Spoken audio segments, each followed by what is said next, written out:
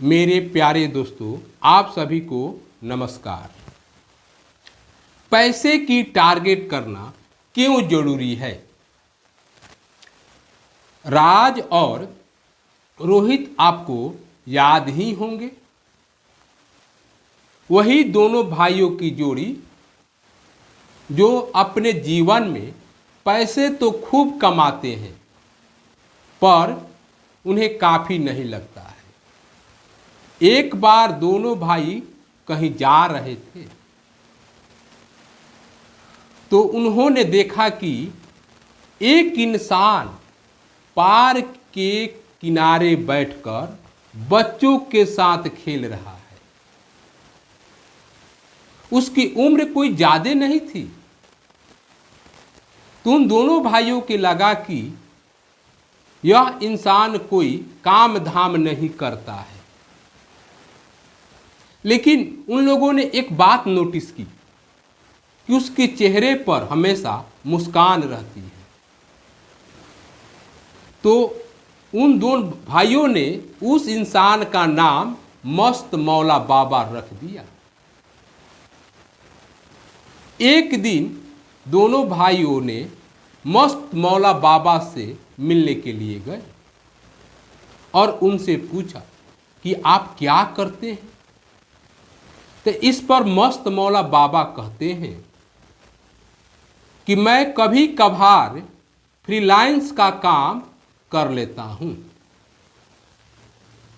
मैं अपना नौकरी भी छोड़ दिया हूं। मैं अपने बाकी के जीवन के लिए पैसा इकट्ठा कर लिया हूं। अब मैं अपने परिवार के साथ अपने आनंद का जीवन जी रहा हूं और अपने खुशियों के लिए जो अच्छा लगता है उसके साथ मैं समय बिताता हूं। यह बात सुनकर दोनों भाइयों को तो निराशा हुई कि हम इतना कमा रहे हैं और कमाना चाह रहे हैं, पर यह इंसान तो रिटायरमेंट जैसा आनंद का जीवन जी रहा है। तब उन दोनों ने इसका राज पूछा। इस पर मस्त मौला बाबा कहते हैं कि देखिए, मैं आप लोगों को एक कहानी सुनाता हूं। बहुत समय पहले एक गांव में एक किसान रहता था। उसके जीवन में पैसे की तंगी हमेशा रहती थी। बड़ी मुश्किल से 2 वक्त की रोटी मिलती थी। एक दिन किसान अपने खेत में काम कर रहा था। उसी समय उस राज के राजा उस रास्ते से गुजर रहा था। किसान के कठिन परिश्रम को देखकर राजा को उस पर दया आ गई। तो राजा ने उसे अपने दरबार में बुलाया। उसने कहा कि आपको कितना जमीन दे दिया जाए तो आप खुशी से पूरा जीवन व्यतीत कर पाएंगे। यह बात सुनकर किसान को घबरा गया। फिर सोचकर उसने कहा कि मेरे पास जितने जमीन है उसका 4 गुना दे दिया जाए तो मैं पूरे जीवन आनंद से जी सकता हूं। तो राजा ने फिर से कहा कि फिर से सोचो और फिर तब बताओ मुझे। तो वह किसान ने फिर सोचना शुरू किया।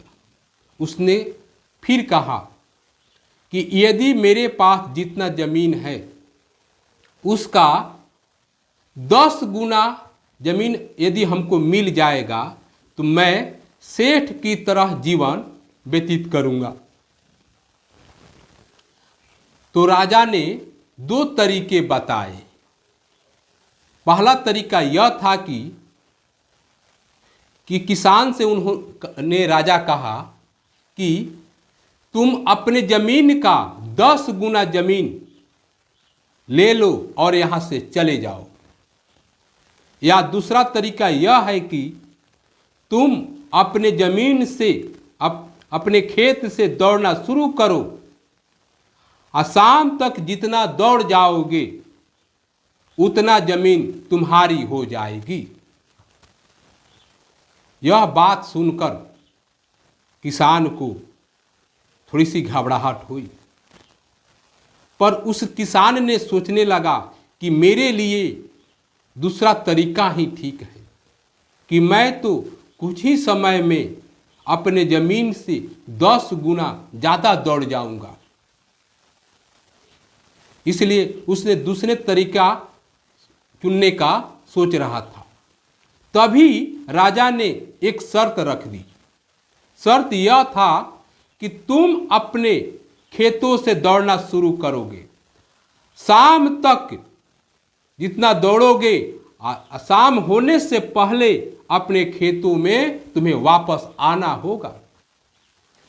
यदि तुम वापस नहीं आते हो अपने खेत में तो तुम्हें कोई जमीन नहीं दी जाएगी। तब इस पर किसान सोचता है कि हम यदि दूसरे तरीके को अपनाता हूं तो दोपहर तक मैं बहुत ज़्यादा जमीन दौड़ जाऊंगा और शाम होते होते आराम से अपने खेत में वापस आ जाऊंगा। यह बात भी ठीक था। यह सोचकर किसान ने दूसरा तरीका अपनाया और वहां से भागा अपने खेत की तरफ। अपने खेतों से दौड़ना शुरू किया। कुछ ही मिनटों में उसके पास जितनी जमीन थी उसके 10 गुना से ज्यादा दौड़ चुका। देखते देखते कुछ ही घंटा में अपने जमीन की 100 गुना से भी ज्यादा वह दौड़ चुका था। अब दोपहर हो चुकी थी। अब उसकी एनर्जी कम होने लगी तो लोगों ने कहा कि अब रुक कर थोड़ा भोजन कर लो, पर उसने मना कर दिया और यहां तक कि उसने रुककर पानी भी नहीं किया और लगातार दौड़ता रहा। और दौड़ते दौड़ते वो अपने को राजा मानने लगा और सोचता है कि आज शाम तक राजा की पूरी साम्राज्य को दौड़ जाऊंगा। पर अब उसकी शरीर थक चुकी थी और उसका चक्कर भी आ रहा था, तो थोड़ी देर के लिए रुका। तब तक देखता है कि दोपहर बीत चुकी है, अब शाम होने वाली है। उसी समय उस किसान को राजा की वह शर्त याद आ गई कि शाम तक अपने खेतों में पहुंचना है, नहीं तो कोई जमीन नहीं मिलेगी। वहां से तुरंत वापस लौटा और पूरे शक्ति के साथ दौड़ना शुरू किया, पर वह थक चुका था, उसके शरीर में एनर्जी कम हो रही थी, इसलिए उतना तेज नहीं दौड़ पा रहा था, पर पूरे जी जान से दौड़ता था। वह अपने खेत से लगभग 1 किलोमीटर से ही कम ही दूरी होगा, तब तक वह चक्कर खा करके वहां पर गिर गया। जब लोगों ने उसे उठाने की कोशिश की तो देखा कि वह इंसान, वह किसान मर चुका है। वह किसान अपने शरीर को इतना टॉर्चर किया कि उसका शरीर सह नहीं सका और वह वहीं पर मर गया।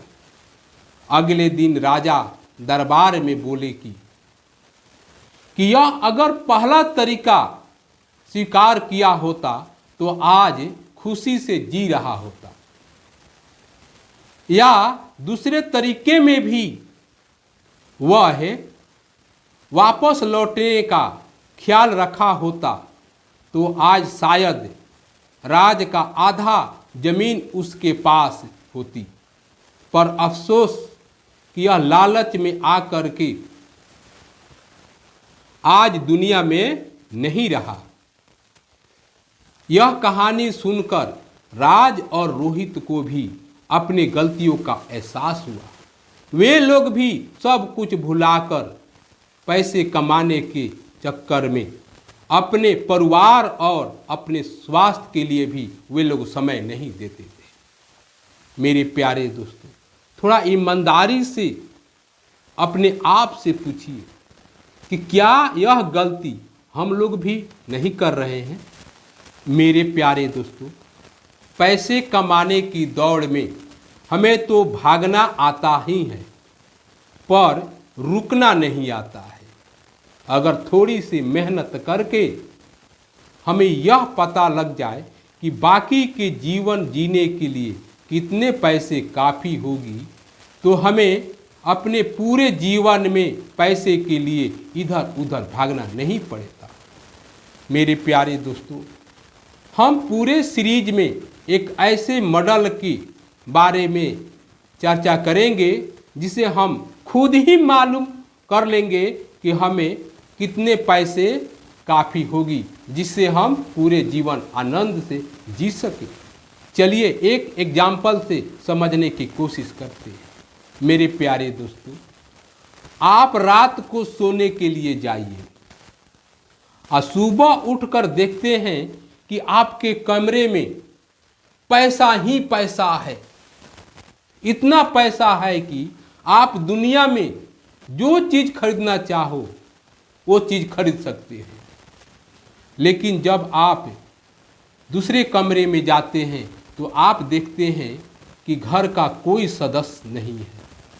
उसके बाहर निकल कर देखते हैं तो वहाँ पर भी अपना कोई दिखाई नहीं पड़ता है, बिल्कुल अकेले हैं। आपके पास इतना पैसा है कि जो चाहेंगे वो खरीद सकते हैं। जिस गाड़ी से आप कहीं पर जाना चाहें जा सकते हैं, जैसा कपड़ा पहनना चाहें पहन सकते हैं, अपने मर्जी के अनुसार जीवन जी सकते हैं। लेकिन वहाँ पर अपना कोई नहीं है, बिल्कुल आप अकेले हैं। तो क्या आप ऐसा जीवन जीना चाहेंगे? शायद बिल्कुल नहीं। आप भी नहीं चाहेंगे कि अपनों को छोड़कर मैं अकेला जीवन जिए। मेरे प्यारे दोस्तों, पैसे होने से हम लोग अपने परिवार के साथ आनंद के साथ जीवन व्यतीत कर सकते हैं। लेकिन हम लोग पैसे कमाने के चक्कर में अपने ही लोगों को भूल चुके हैं। यहाँ तक कि कितने भी करीबी क्यों ना हो, कोई शादी हो उनके घर या कोई फंक्शन हो और आपको बुलाते हैं और आप नहीं जाते हैं क्योंकि आपको पैसे की नुकसान हो जाएगी। आप तो यहाँ तक कि त्योहारों में भी आप घर नहीं जाते हैं क्योंकि आपको पैसा कमाना है। मेरे प्यारे दोस्तों, ध्यान रखिए कि पैसा आपसे है, आप पैसे से नहीं हैं। तो मेरे प्यारे दोस्तों, मिलते हैं अगले वीडियो में। तब तक के लिए जय हिंद।